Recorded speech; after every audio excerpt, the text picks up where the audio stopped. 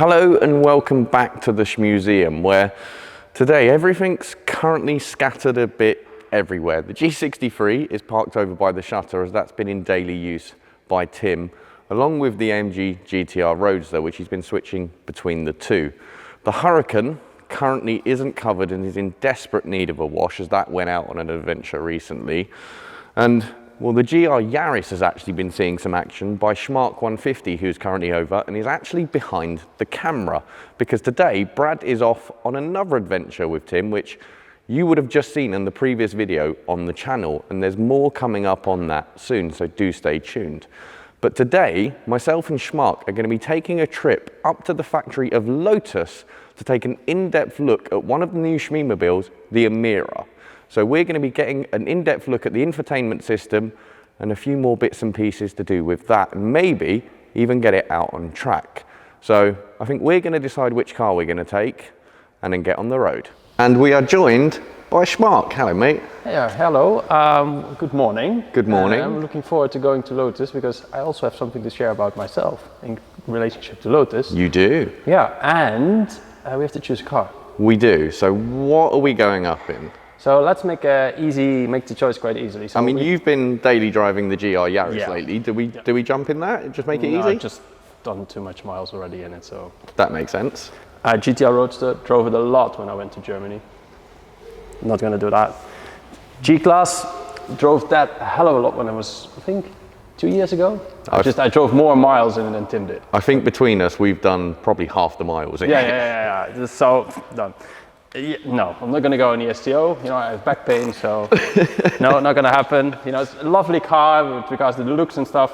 Not too bad, but no, the seats. It's not the most comfortable thing to do a long journey in. No. I think we're not going to take any covers of any of the other cars. It would be a shame to ruin a clean car. Yeah. So I think it's the Clio. Come on. Well, I'm not sure if you know, but there might be something coming up for the Black Series soon, which means we probably need to empty the fuel tank. Yep. And I think the best way to do that is to do a few hundred miles in it. Yep. So let's jump in the Black Series.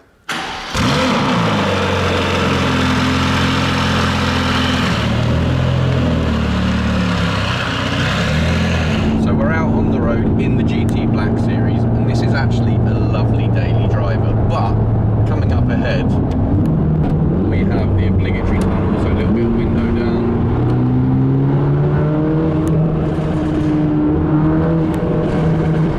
The pops and bangs that come out of this now from the new Opus exhaust, absolutely crazy. It's just so childish. It's popcorn on the go. But we're making good progress. We're going to carry on, head towards Lotus, and go and check out the new Emira. There we are, there is the sign, Lotus Cars, Hethel, England. We are getting much closer now. We're just a couple of moments away from the Lotus Factory, and then we're going to be able to take a new in-depth look at the Emira. And I'm really looking forward to this, and Marc, I think you're looking forward to this probably even more than I am. Yeah, because I have a little bit of news to share. So I will do that when we are at the factory, and then we're going to give you a little bit of information of what we're going to do exactly today. Oh, and look what we have there. That's how you know we're getting very close. And that's going to be one of the last ones ever built, because those are ending production shortly, which is obviously where the Emira comes into play. But we are now literally about to turn in to the Hethel Driving Centre, just here on the left. So there we have the classic Team Lotus. I'm guessing that's where they're going to have all of the older stuff, maybe some of the old racing cars. I've never actually been here myself before, so this is all new. And Marc, you've never actually been here either, have you? No, I've sent Tim here many times, but I've never been here. Now I'm guessing, despite Waze telling us to go further down, we probably should have gone there. Yeah, I think so too. Yeah, I'm quickly going to turn around and we're going to go back there. We're now inside of the Lotus Factory, and I'm joined by two cars next to me. First of all, clay model of the Emira, which we're going to have a look at later with Mr. Lotus, Scott Walker, who's going to run us through the car and give you a lot of details. And next to that, there is this Esprit Turbo from 1981. It's about the same age as I am. So it's quite interesting to see that car here. And it's, I think, about time that I'm going to share a little bit about my story connected to the Emira. Because everyone knows that Tim is going to order one, or I think he already pretty much ordered it. I don't know if he already inserted his specification, but you've seen the video about his specification. His car is coming, I think Q2, like the spring next year. But I'm also ordering an Emira, but mine is not coming next year yet. So the main reason is I want an i4. So not the V6 supercharged. I'm going for the slightly lighter package with the engine that comes from AMG. And I also want a special color. And there are currently a number of colors, but they weren't really what I liked. So I said to myself, I will wait, and I will wait until they're going to do some custom colors. And then I'll choose the Emira with an i4 and the 8-speed automatic gearbox and a custom color with a custom livery, as all my cars have special liveries, as you might have said. Seeing that my Mini has a special color and my Alpina is in blue and I have this orange BMW. So I want something special for the Emira as well. So I might have to wait another 1.5 years maybe. So we'll see what comes. But in the meantime, there are a few things we're going to do here at Lotus. First of all, we're going to have a look at the multimedia rig that is currently being developed. So they created a rig where the multimedia system that is inside the interior is integrated into, and they're going to show us the current development state. So next year it will be finished, and currently they are developing everything from all the little buttons and features that are behind the touchscreen that you can touch and change and set up. We're going to show that first. Then we're going to have a little talk with Scott about the car, about the Emira, some in-depth information. And then the cherry on the cake, we're going to have a passenger ride. So Tom as well, we're going to have a passenger ride in the Emira on the racetrack they have here. So their personal Lotus racetrack.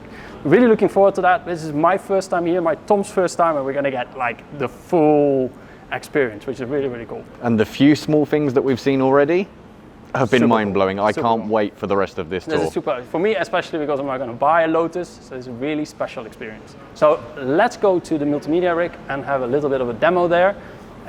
It's still in development, but it's really nice to have a look at where this is going. Let's go. So Mark, we're now here with the virtual cockpit test rig. Yeah. And this has got a couple of different displays on it. So up top, we've got the display that would be behind the steering wheel, effectively your dashboard. And down the bottom, we've got the center screen that will be in the vehicle, which will show your multimedia, your infotainment, and quite a lot of other information. So at the moment, we have the dashboard in the tour mode, yes, which will be your everyday comfort driving mode. Yes, and then you can see on both sides the information, your shifting information, your speed on the left, your RPMs on the top, and then some additional information about fuel and temperatures. And then with the buttons on the steering wheel, we can click through all kinds of different settings and information. I guess if we flick to sport drive mode, there we go, that all then changes, gets red, and again, we've got various information available on the center, including navigation available for you. And now in track. And then in track mode, it changes completely and it becomes a lot more focused. Still, there's various information we can go between. So you'll be able to have your lap times, your G meter, there we go, tire pressure, and you can swap this around from side to side. So you'll be able to have tire pressure on one side, G-force on another side, and configure it exactly how you want. If we go to the lower screen, if we start to focus on the lower screen, first of all, we'll see we can swipe away the drive mode selector there, and here we have your G meter. Now we can switch that side to your media.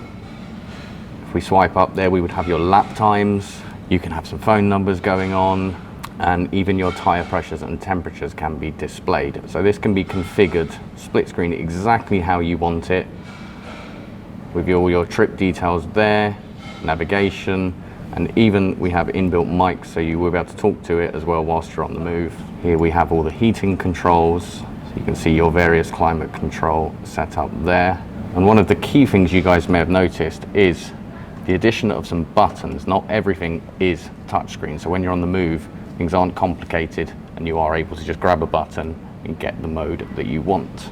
this is really cool to see this early development rig of what's going to be in the car next year. And this isn't final, it's just a good indication of what's going to be in there. The guys are still working on it. Yeah, it's super cool to see this. It is awesome to see at this stage of development. Thank you very much to the guys here at Lotus for showing this around, and let's go to Scott Walker, Mr. Lotus, to discuss more about the Emira and the in-depth features it has. Let's go and do that. Now we're here with Scott Walker, who is commonly known as Mr. Lotus, and he's going to run us through the Emira, who has a few nifty features and a few things you really need to know about the car. Scott, please give us a bit of a run through the Emira, and please tell us what is your feeling about the new car? Well, I'm really excited about the new car, particularly from a retail and a sales point of view. I think the car hits the spot for so many buyers, so many Lotus loyalists, but also a whole new breed of buyer looking for something that they can use much more regularly. Yep. I think, the brief for this car was to make a car that looked like a supercar, but was able to operate within a sports car segment category. And I think, massive congratulations to our styling team. I think they've created something that is truly stunning, something that's very, very beautiful. If you look at the shape on the car, there's a huge amount of surface detailing on the go. We've got some wonderful lines, we've got some real tension, some athleticism. It's a very dynamic looking car, but in terms of proportions, and it doesn't matter where you are when you look at it. You could look at it dead on from the side, front three-quarter, rear three-quarter, high, low. It really makes no difference. It's just a fantastic looking car. But aerodynamics is one of our cornerstones of brand. It's an engineering principle that's very close to us. It's something that Chapman really understood way back in the 50s. And if you look at things like Formula One technology and our appreciation of aero in Formula One, whether it was Type 49 or 72s or ground effects on 79 cars, it's an approach that is very, very sacrosanct to us here at Lotus. So much more than just being a beautiful looking car, it's also very intelligently designed and styled. Much the same as we saw on Evija, this new styling language where we're looking at porosity, we're looking at the airflow within the shape of the car and within the contour of the car. So things, for example, like these boomerang ducts here, we start controlling the airflow as it enters this front mouth, and air will come exiting out of these ducts here. We control the air and we keep it tight, so there's no drag. We keep the airflow nice and tight to the side of the car, so we have a ram air effect that's helping to cool the engine bay on this side and also deliver engine intake requirement as the engine needs to combust.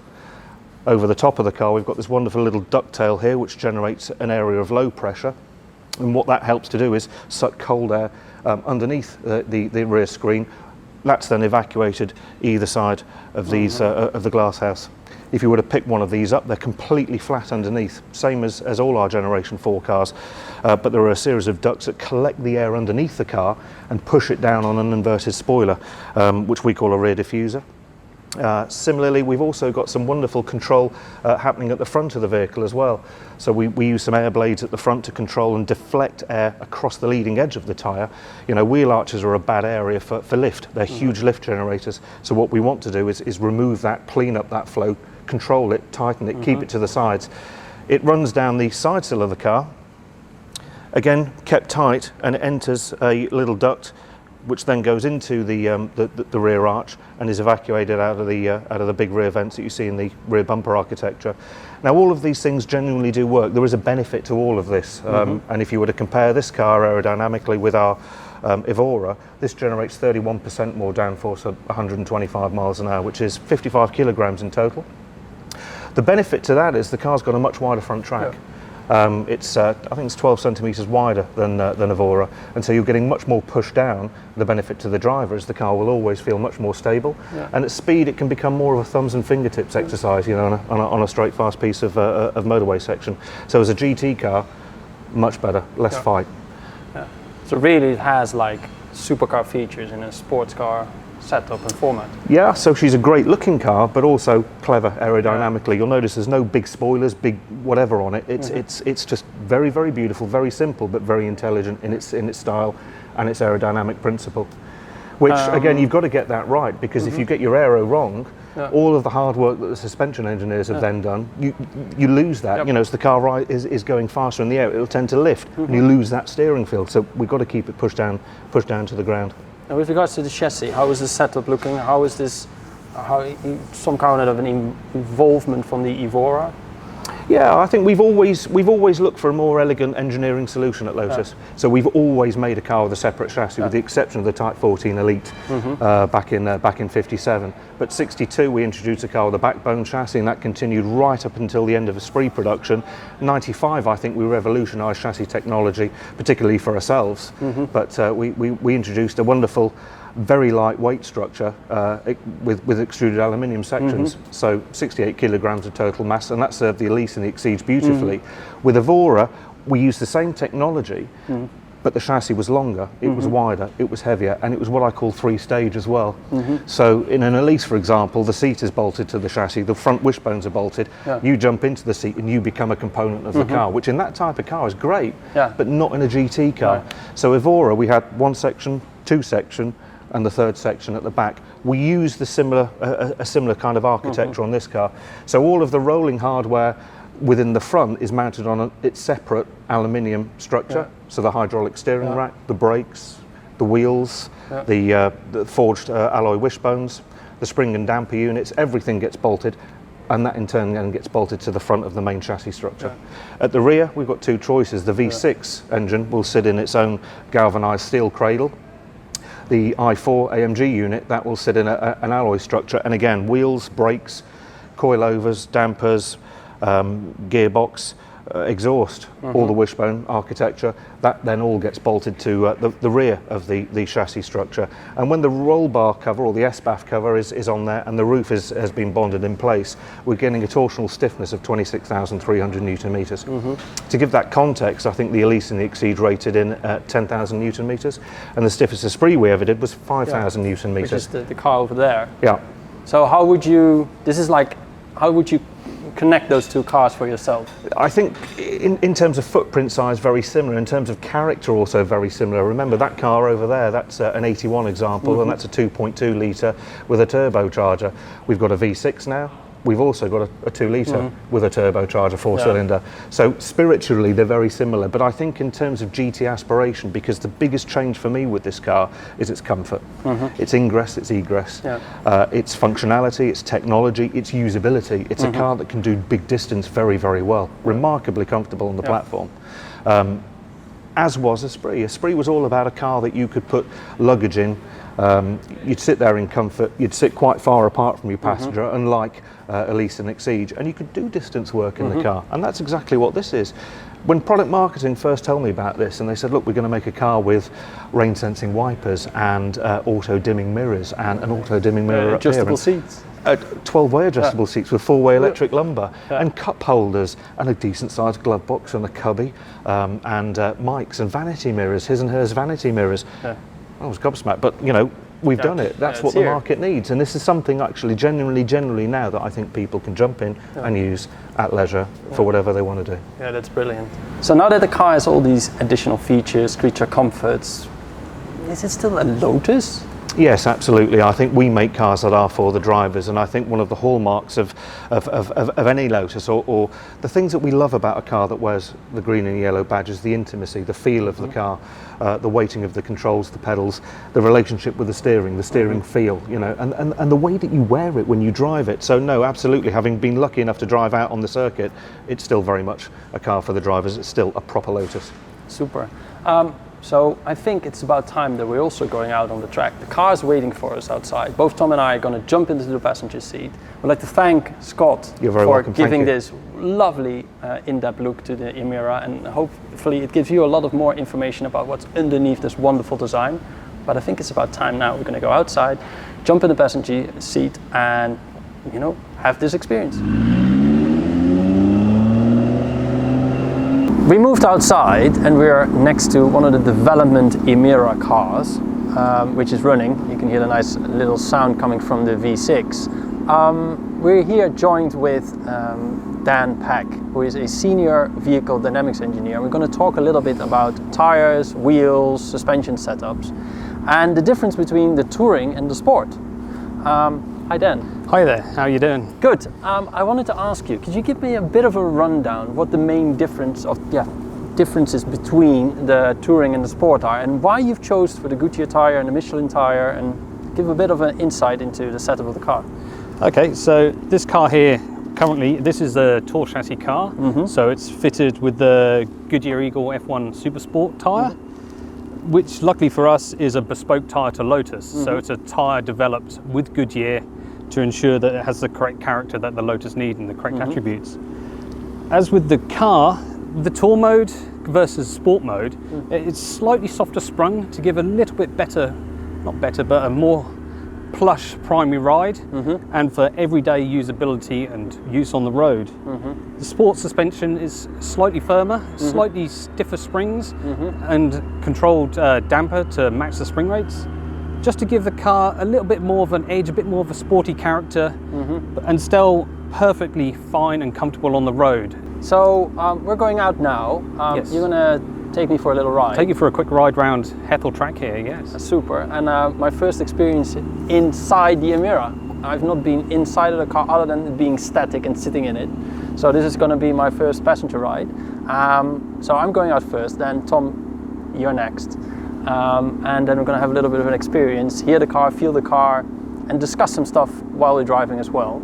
So let's hop in, let's go on track, and then share some of the experience with you guys. We're entering the racetrack here at Hethel, and yeah, let's feel how this car is. My first experience from the passenger seat. Of course, Tim went up the hill in Goodwood with Jensen Button, but yeah, this is my first experience in my new car. So Dan, give me a bit of a rundown on your current development work and what's going on. So this is the tour chassis we've been developing over the last couple of years in disguise. So this car has the slightly softer suspension. As you can feel, it actually has a little bit of roll angle in the car. It allows the customer to feel the car loading up. And again, with all Lotuses, it has lovely clear feedback through the steering. See, it's quite a short circuit today.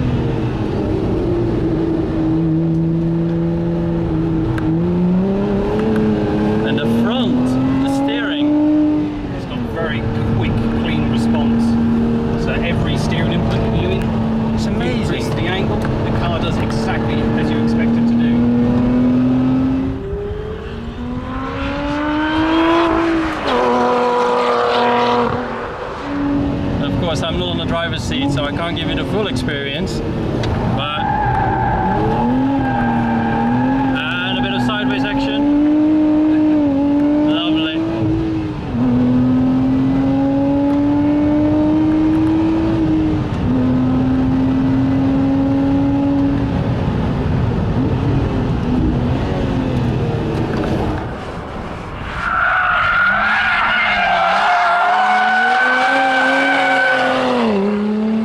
There we have it. We are now back from our track session in the Emira here at Hethel at the Lotus Factory, and it was absolutely fantastic on track. Hopefully you guys enjoyed the interior shots from Marc going out for his laps, and then the exterior shots from my laps where we might have got a little bit sideways and smoky, but it's all in good fun. Now I think we're going to jump back in the GT Black series, head on back towards the Museum, and we'll wrap up when we're there.